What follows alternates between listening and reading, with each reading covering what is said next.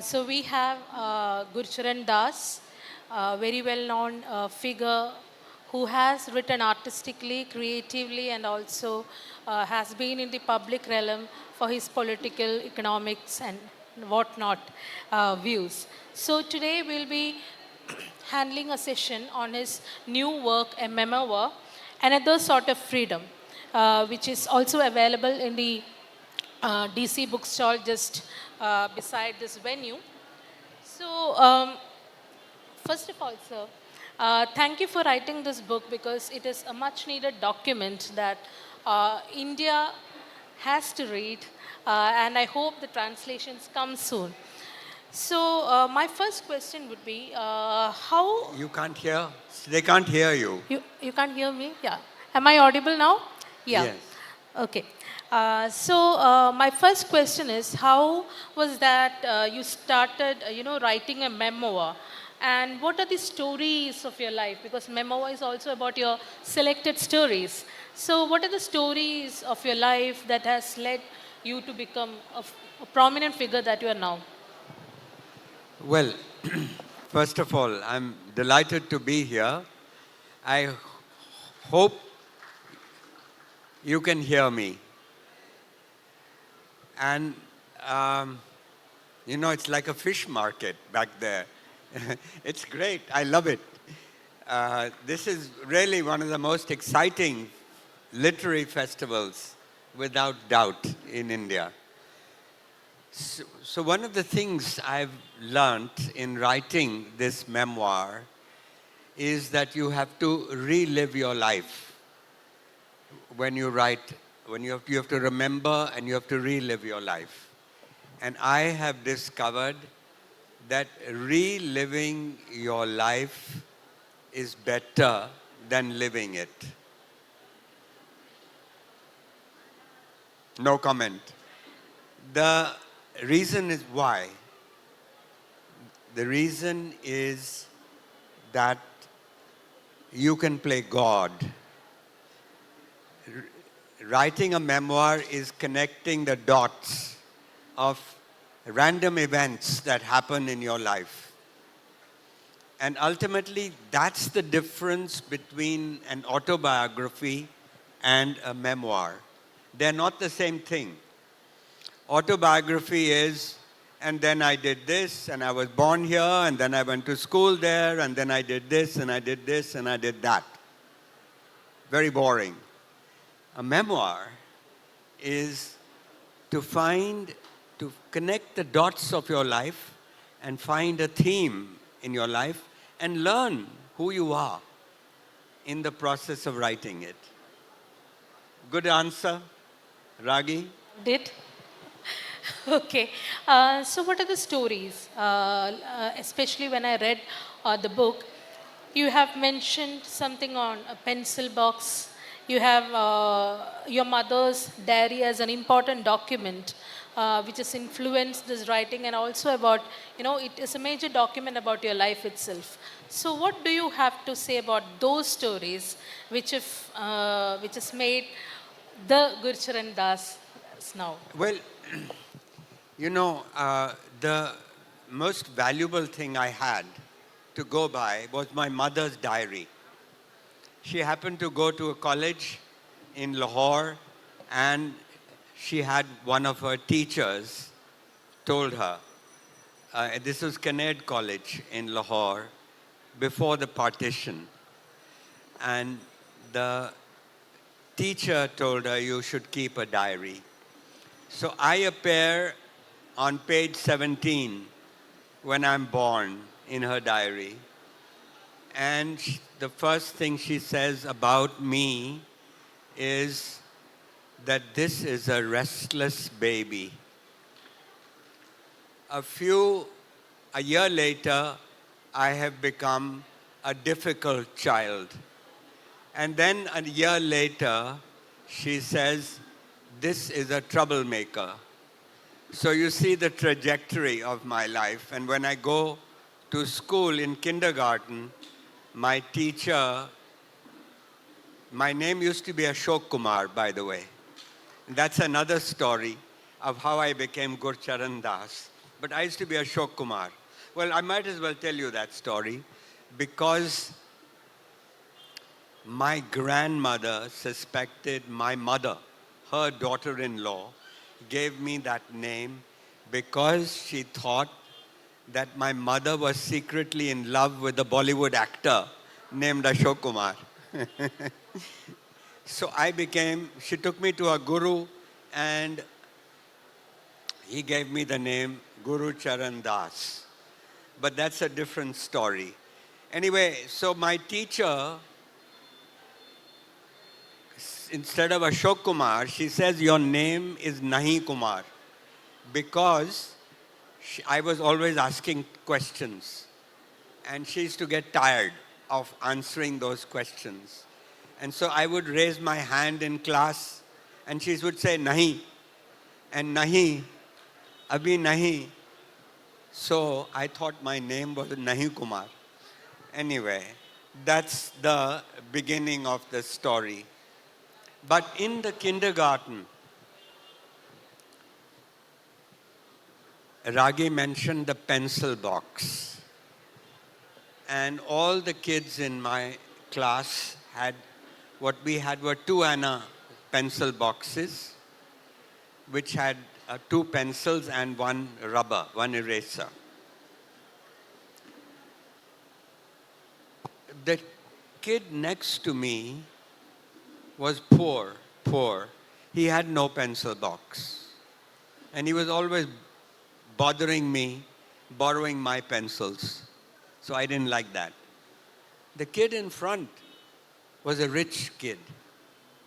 He was the richest boy in school. He came in a car. All of us walked to school, but he came in a car. And one day at recess,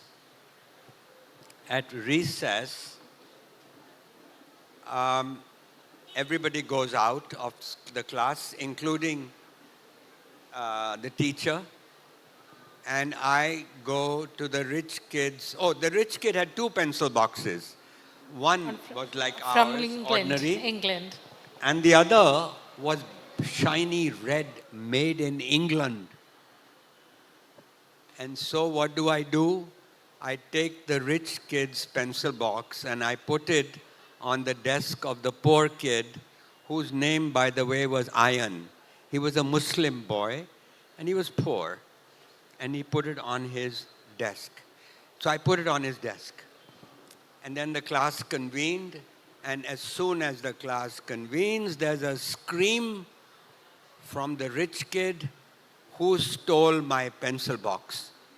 Even the teacher got worried. He's a rich kid after all. So everybody had to stand up, and she went around the class finding out who stole his pencil box. And when it came to Ayan's turn,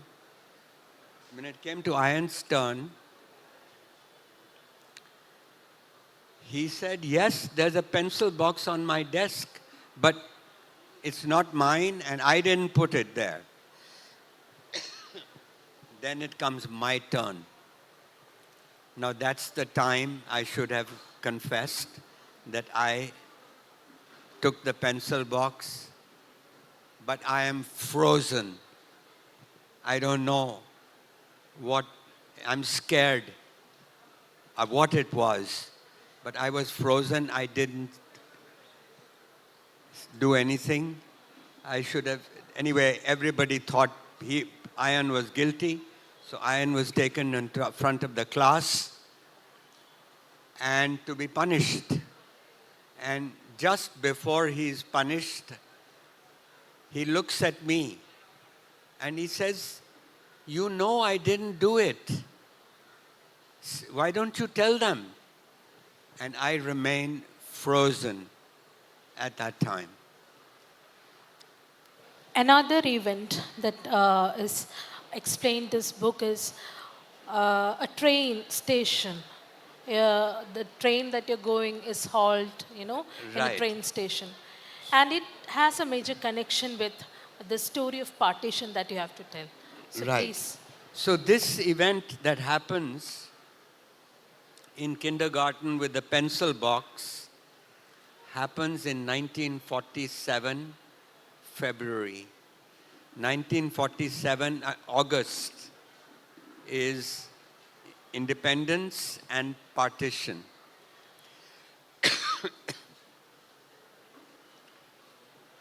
We are Hindus.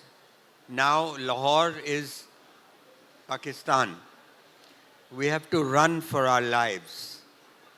Luckily, we fled. We were saved. We are waiting at the train station in Jalandhar, having escaped. And the trains at that time are running to no schedule. And while we are waiting inside the compartment for the train to move, my family and I see through the window a handsome, tall policeman. He's guarding, and he's maybe an officer. He's guarding the peace. And suddenly 2 Sikh boys come out of nowhere and they put a kirpan, that's the dagger, the Sikh dagger, through this policeman who falls to the ground. And they shout Musalman when they do that. And my mother shuts the window. And that is my memory of the partition, because it made no sense. It was something absurd that neighbors started to kill neighbors. People who had lived 100 years together. In the name of religion, they are cheerfully killing their neighbors. It's the same, that's the connection with the pencil box, is that the same feeling of absurdity of life came over me, because I thought I was helping Iron and I ended up getting the poor kid punished. It's the same absurdity. What was happening at partition, I can only call both events temporary insanity. Temporary insanity for me as an individual, and temporary insanity of a nation, or at least the state of Punjab, that occurred. So this is the pencil box and the partition helped me, and even now I can tell you I get nightmares thinking of poor Iron, who was left behind in Pakistan. I never heard from him, never heard anything more, but it's a memory of the time. Fast forward to your later times, like then you went to Washington DC for your education, and then there you notice the difference in the skin color and how that made you think about casteism in India. How, what do you have to say about that? So, yes, we are going fast forward. That pencil box is when I'm 4.5 years old, and now I'm 13 and a half, 14.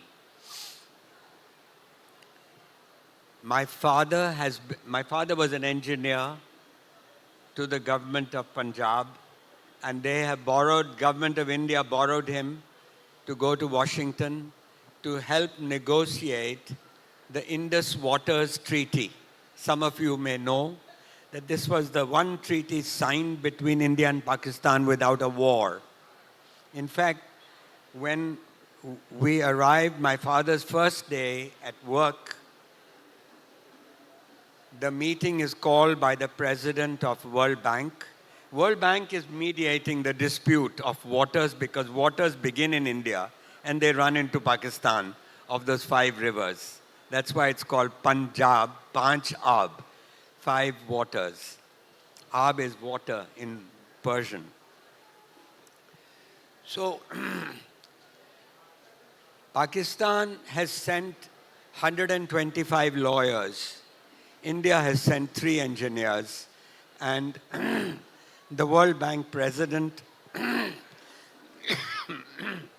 tells the World Bank president tells the Pakistani delegation, please send back all your 125 lawyers, and send 3 engineers. Because we have to work out the technical details of how these waters flow.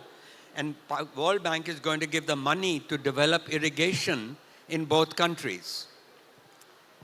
On the same thing, on the first day, I have to go to school in Washington. And my mother discovers that I'm way ahead of my class. I was in modern school in Delhi, and now I'm in Roosevelt High School in Washington. And so she goes to the principal and says that he's already done all these things before. Why don't you give him a test? If you can't put him in a higher class, put him at least in a college prep section. Now, it's a class of 200, and they have 5 sections. 2 sections are college preparatory, kids who are going to go to college. And 3 are vocational sections, people who are going to get blue-collar jobs. And so she says, at least they have put me in a vocational section. And she's quite worried. And the principal, deputy principal, looks at me, sees the color of my skin. He's a white man. Looks at the color of my skin. And he says, in our country, young man, or he's got a southern accent. He says, in our country, boy, colored boys not supposed to get too big for their boots. That's what he says. My mother is horrified. And he says, look, welcome to the American dream. You'll get a certificate when you finish school, and there's a lot of factories opening up, and you'll get a factory job. So welcome to America, and welcome to the American dream. So this was our first confrontation with racism. And frankly, they put me in this college the vocational section. And in the vocational section, we have to go to a class called shop. What is shop? Shop is where you go and learn carpentry, you learn you learn how to repair a radio, you learn, all sorts of skills. And I tell my mother that I'm learning all these things. And she says, hi, put good Punjabi mother, hi. She says, only the low castes do this work in India. And so my father has to explain to me that what she has talked about is casteism. Until then, growing up in a Punjabi middle-class home, caste in Punjab is not in your face as it is in much of India. So we don't think much about caste. And so I discovered caste in America through racism. But this is in America before civil rights movement. And also there's a colored bathroom toilet in my school, and there's a white toilet in my school. And sometimes I get confused which toilet should I go into, but I don't take any chances. I go into the colored one. Now, your stint at Harvard, your mother said that to make a living, and your father said make a life. So, how did that two different philosophies influence you while you were going to the Harvard University? So, 4 years later, I graduate from high school and I get my revenge on the principal because I get scholarships to Harvard, Princeton, and Yale. And this is a vocational school, and nobody has done that in that school. And so my picture appears in the Washington Post.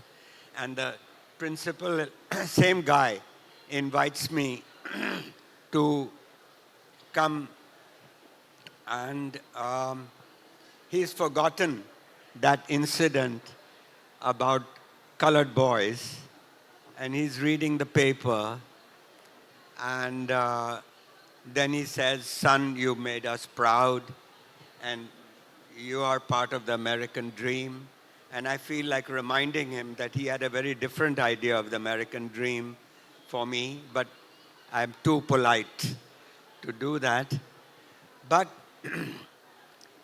I am back home in India for the summer. My parents have come back. The water dispute has been settled without a war between India and Pakistan. And I'm going to Harvard, and we are at Palam Airport in Delhi. And my mother has tears in her eyes because I'm going to catch a flight, Air India flight now to America. And she's saying, "Now remember, you're going to college, study something useful. You'll have to come back and make a living. You'll need a job." So she says, "Why don't you be like your father? He's an engineer. You'll get a job," she says. And I arrive at Harvard.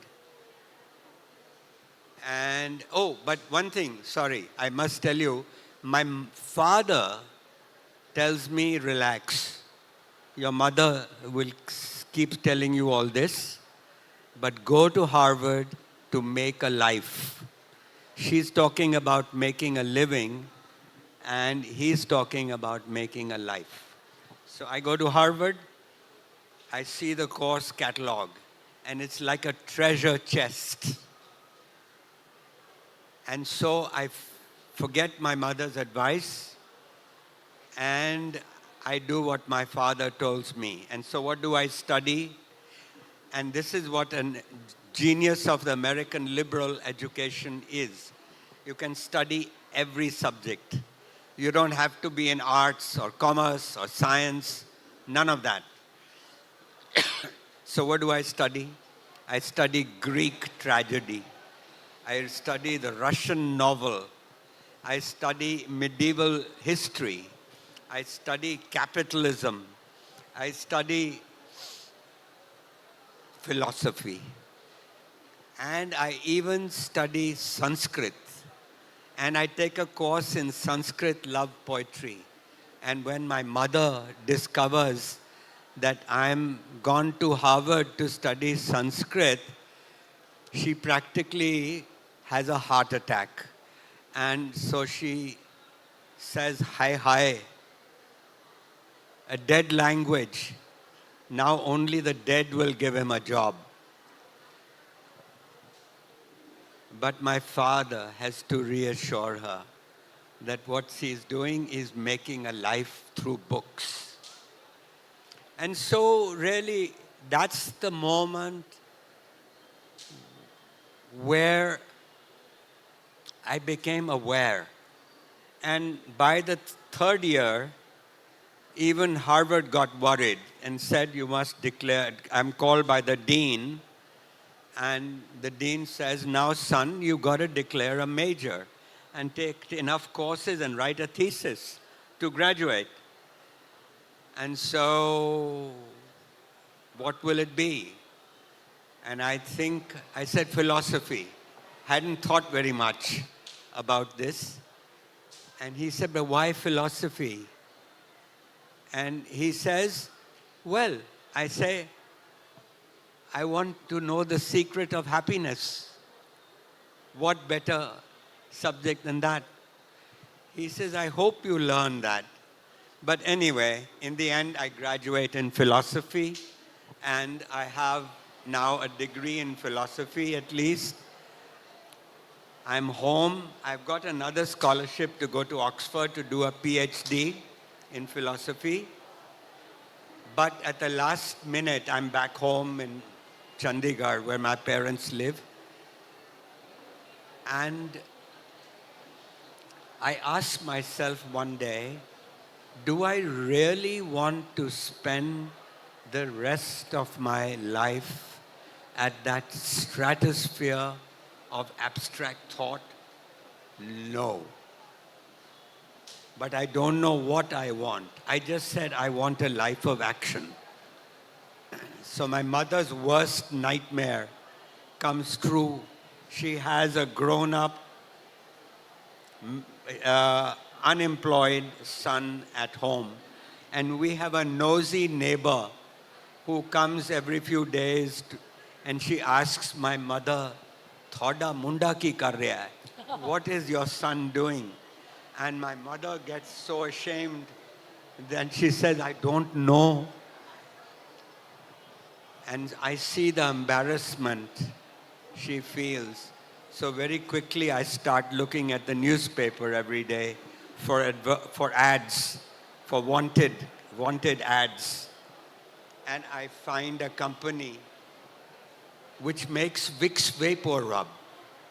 And they want trainees. I don't know what a trainee is. I've done philosophy, but I apply and I get the job. I guess they got impressed with the Harvard degree.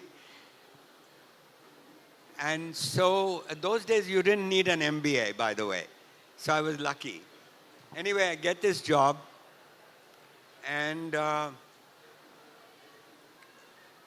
my mother's happy. I'm earning 750 rupees a month. That's a lot of money in those days. And so she can relax. A few years later, while I'm working, there's a flu in India. An epidemic breaks out. And my company, by then, I have been moving up the ladder. And I'm a pretty important person in the company. In fact, I'm the head of the company at that point. I'm talking about 15 years later. And with the flu, we sell a hell of a lot of Vicks Vapor Rub. Remember, this is the period of the license Raj. So we are celebrating our headquarters. Vicks is sold in 130 countries, by the way. And we had the best performance that year with Vicks. And so we're feeling good, we are celebrating. And suddenly, the company lawyer comes to me and says, read this. It's a summons from the government which says we have broken the law. And what is the law? That we had a license. This is license Raj. We had the license to produce so many tons of Vicks Vapor Rub, and we have produced 30% more than the license. And the penalty for violating the license is 3 years in jail. And so I'm summoned to Delhi. I'm summoned to Delhi, where a joint secretary is going to question me He keeps me waiting. I have two lawyers on my side, and he keeps us waiting for 2 hours to cool our heels. We are led inside his room, and he's reading the newspaper. And he won't put his paper down. We are merrily sitting down, waiting for His Highness to put down the newspaper. And after a while, he puts his paper down and he says, "Kya?" Meaning, what do you want? And I said, "Sir, you have summoned us. You tell us what you want." He says, "No, I haven't read your file. Tell me in a gist." So I show him the piece of paper, and he says, "Now, what is the problem?" So I tell him that there was a flu, and we did our duty. We kept the shelves of the chemist shops and the pharmacies stocked during this epidemic. And we thought we were helping millions of people in the country, children, parents, and we were producing for the country. And you are the one who has sent us this summons for doing something we thought was pretty good. And he says, "You broke the law." And then he says, "You guys," this is, by the way, the leftist, this guy, obviously. He treats me like a criminal. And he says, "You guys in the private sector are all crooks. And especially in multinational companies, you're real crooks. You're stealing our money. And I want to make an example of your company. So now, I'm sorry, but the law will take its course." And then says, "Jao, get out." So I don't know what gets into me, Ragi. I go near the door of his office. I'm going out, and then I turn around. And I don't know what it got into me, but I said, "Sir,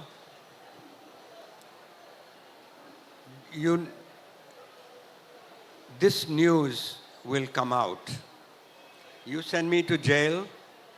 It's not every day that an executive of a multinational company is sent to jail. And we are an American multinational. So the news will appear in the Washington Post, New York Times, London Times, all over in India, Times of India.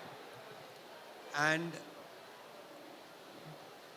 what do you think the people who are the reader of the newspaper will think when he or she reads that here in an epidemic, this company helped millions of people and you rewarded them by sending the executive to jail? What do you think they'll think of our Prime Minister? What do you think they will think of our laws? And what do you think they'll think of you? So he says, "Are you threatening me?" I said, "No. The news is going to get out. And I don't have to leak it out." And he says, "Jao." So I come out of the office and I'm scared to death. And the lawyers are shivering. And they say, "You idiot, why didn't you fall at his feet? Ask for mercy. At least you would have had a chance." And there you were, standing up to him. Anyway, the end of the story is the government. I had sleepless night, but the government quietly dropped the inquiry.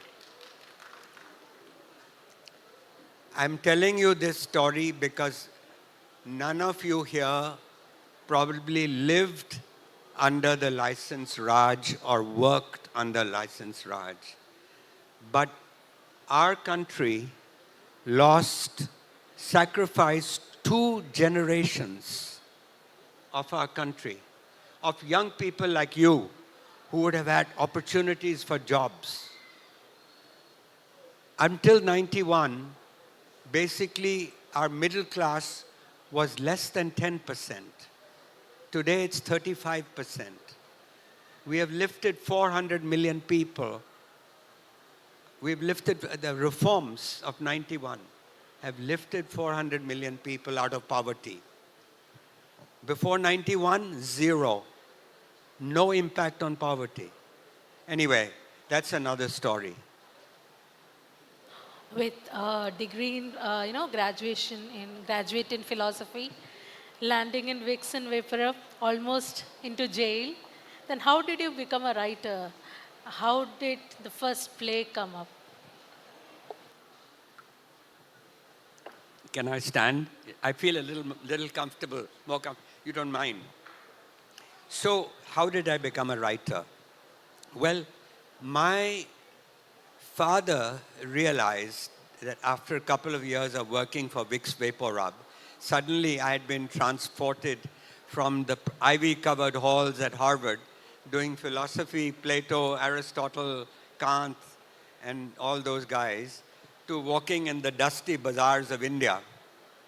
It was adventure for a while, but I missed the intellectual life. And so my father said to me that, look, he's the one making a life. He said, you have your weekends. And luckily, the multinational companies, they respect your weekend. So instead of your colleagues who play golf on the weekend, why don't you do something that you really like? Read, write, do something. And so I followed his advice. And I started reading on weekends. And then one fine day, I said, I'm going to write a play. And then I told myself, I picked up a nice fountain pen, a yellow pad of paper, sat down on my desk Sunday morning at home, and I said to myself, well, you know, it must have been a morning like this when Shakespeare decided to write Hamlet. So that gave me the courage. And I started writing this play. It was called Larin Sahab. I was lucky. There was a competition for plays, and all the writers at the time, Kushwant Singh, R.K. Narayan, Santa Rama Rao, everybody wrote. But I won the prize. And so I had the confidence. I wrote a second play, and that got on off Broadway. It was on Mirabai, the saint, the Bhakti saint. And the director of the play set Meera bhajans to rock music. It was fantastic.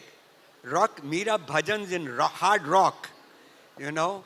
And the play was a success. Anyway, just to tell you, so I had a secret career on the weekends. So I wore 2 hats for 25 years, a weekend hat and a weekday hat, 2 different hats. And so that's what then, to the next item, which is really that I'm in my 40s, and like anyone in his 40s here, you ask your question, is this what life is all about? Selling Vicks, Ariel detergent, Pampers, good products, P&G. By the way, by then, with that company, Vicks company had been bought by Procter & Gamble. So I was at the world headquarters, managing global strategy.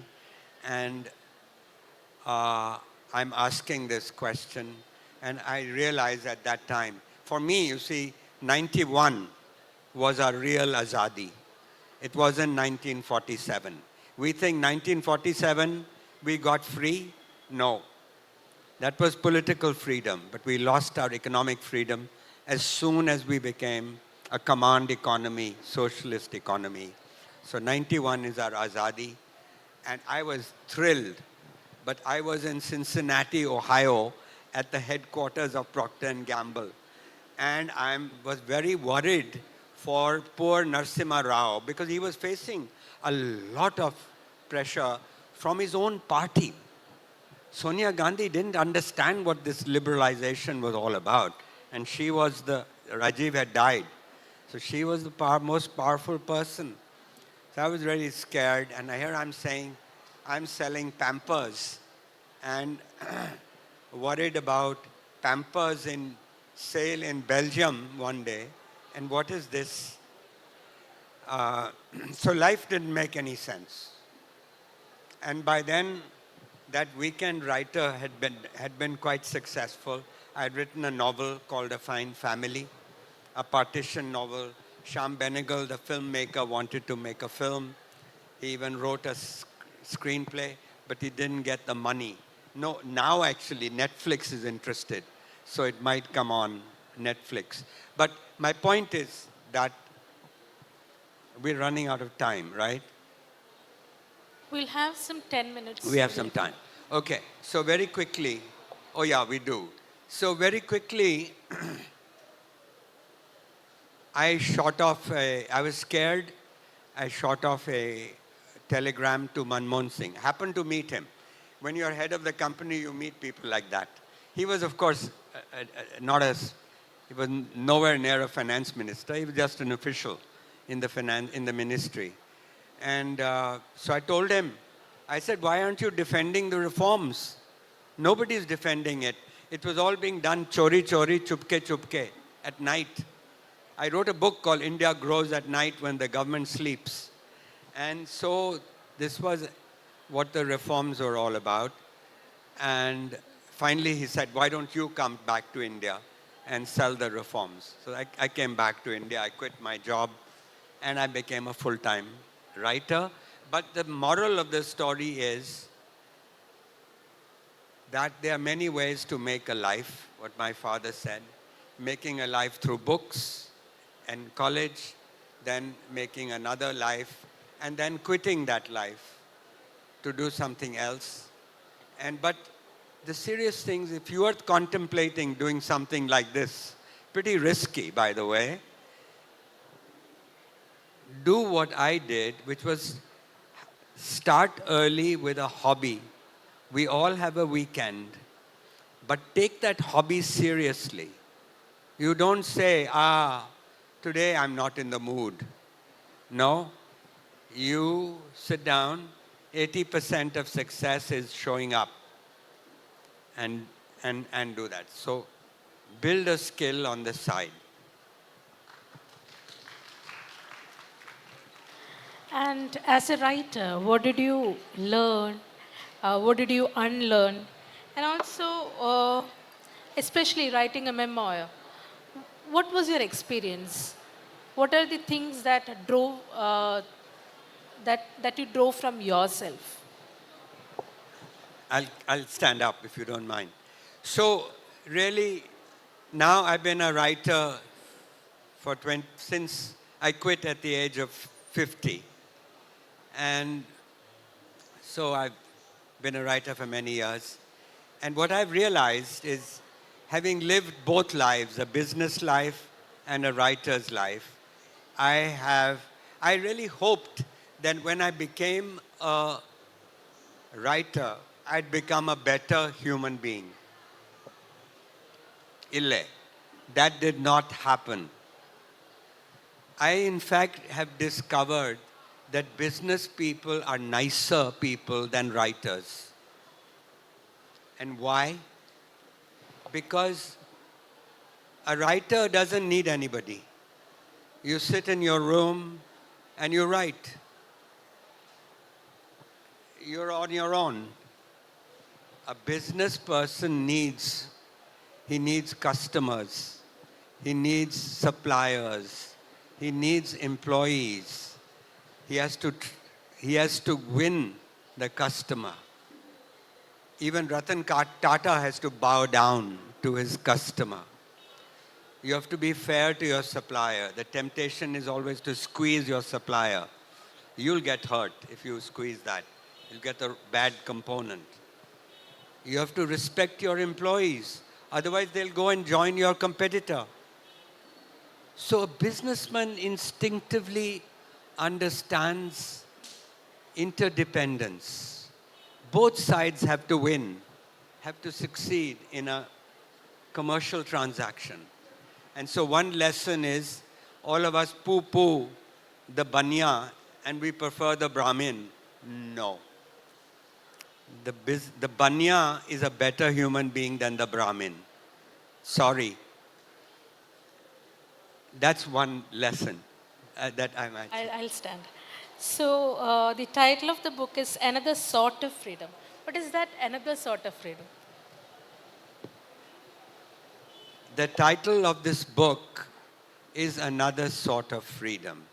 And that's a good question. What is this other sort of freedom?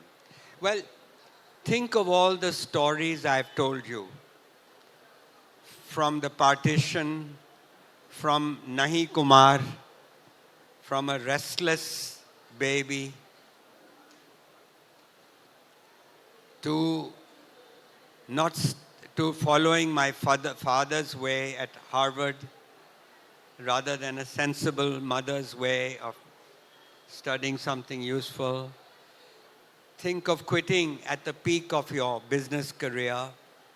All these are reflections of that other sort of freedom that we all human beings crave.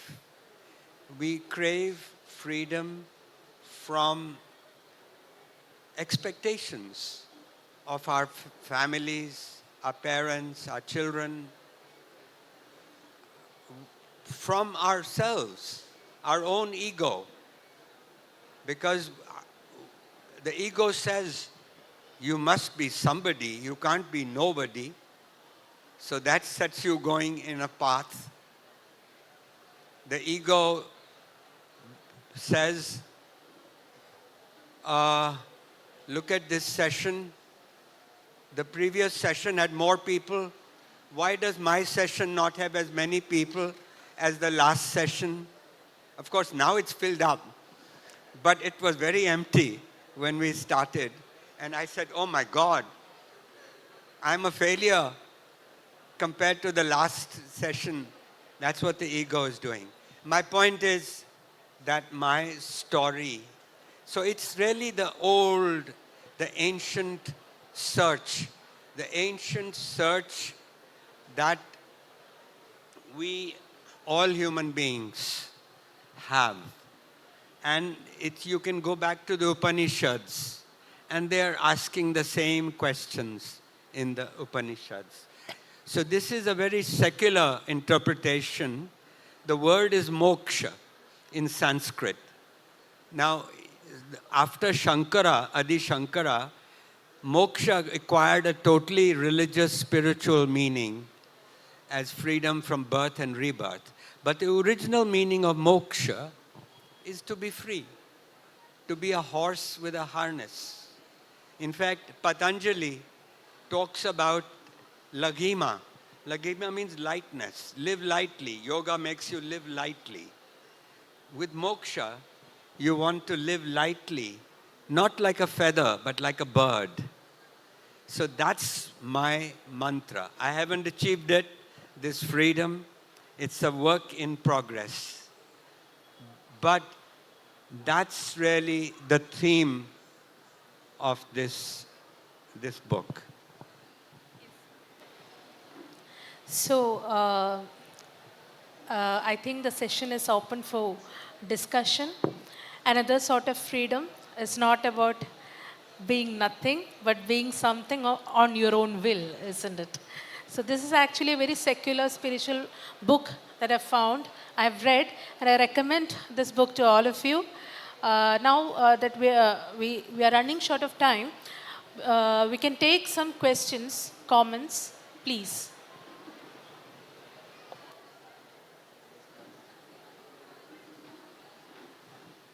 Um, Thank you for the wonderful session and all the best. And coming to your book, I'll definitely go buy and read it. But one question, having gone through your journey, the way you narrated and all, how you think the freedom of expression, the freedom of writing has evolved from your age to now? How it has evolved and how it is now, and what can be done, if anything is to be done, that should be better. Second one, I am asking this the way you asked the gentleman who came to arrest you, like what would happen, why you are arresting us, we served millions. So I expect a very sincere answer from this. Thank you. Thank you. So you're asking me the question really about a writer's craft, actually. How the craft, how writing has changed, as you put it. I think the answer that I have, first of all, is that if you write as you speak, and that way you will find your voice. That way you'll find your voice. And somewhere in India Unbound, my first work of nonfiction, I found a voice. And it's that same voice that continues. So writing for me has just been evolving, and the way I'm speaking to you now is the way I write. And so if any of you are aspiring to be writers, that is what I will recommend to you. Write as you speak. And don't worry too much about grammar and punctuation. Your editor will take care of that.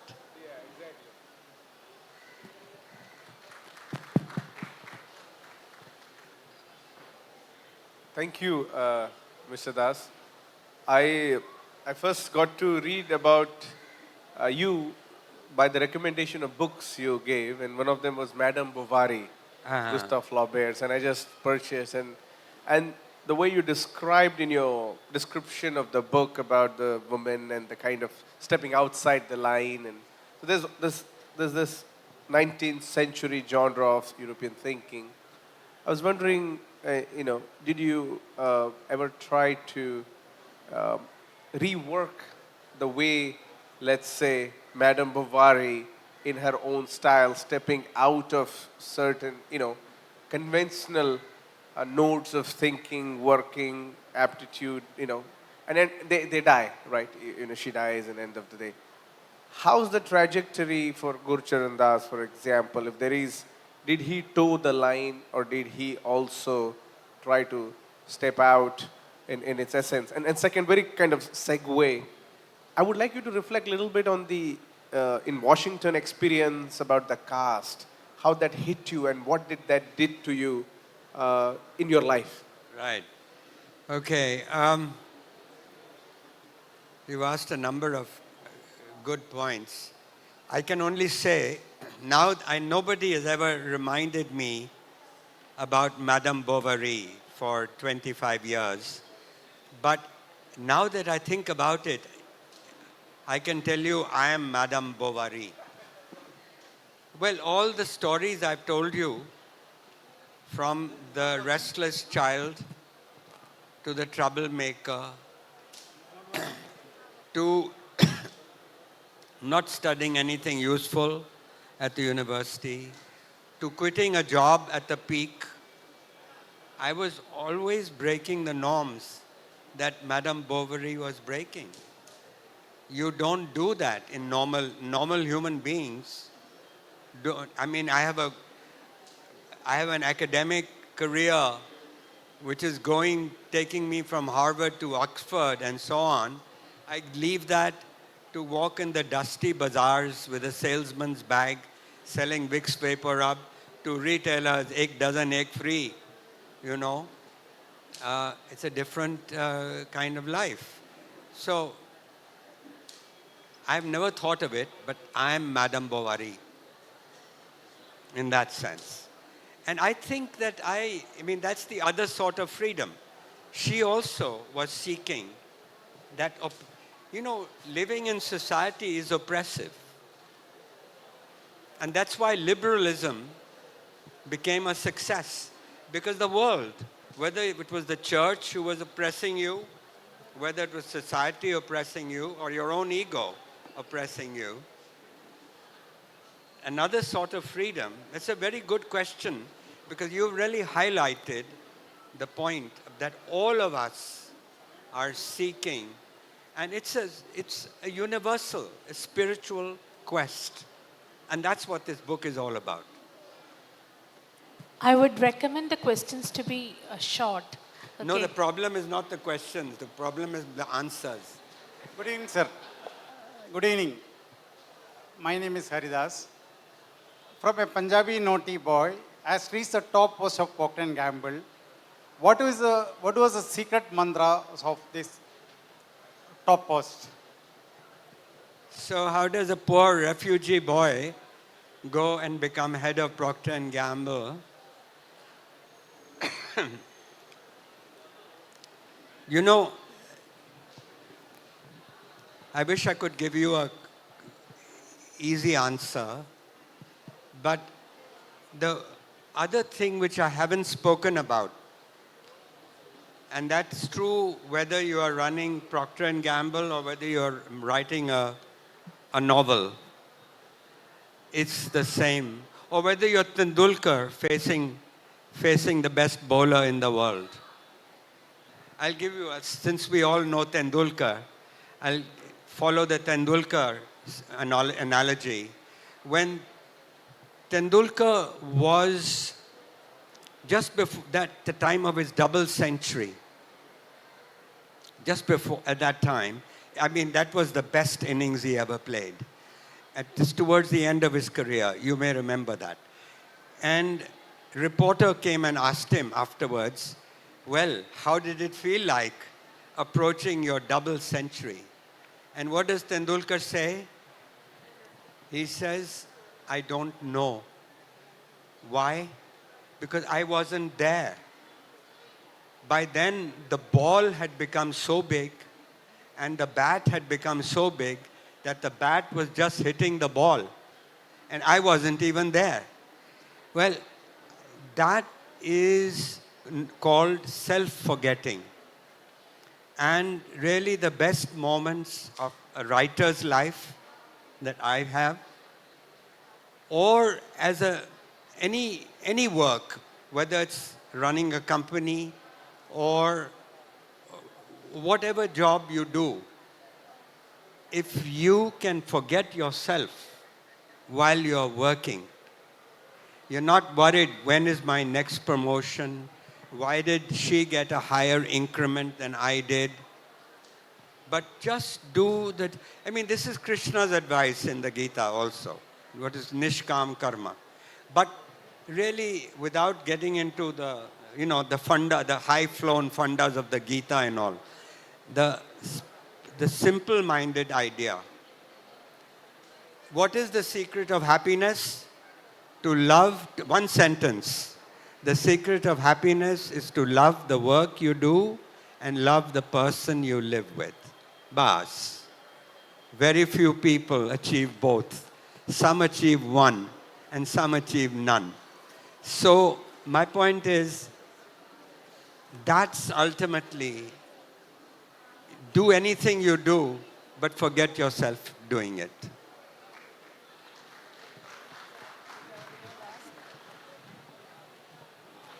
I think we can take one last question. Gurcharan Das will be around and you can interact with him any moment. So we don't have time.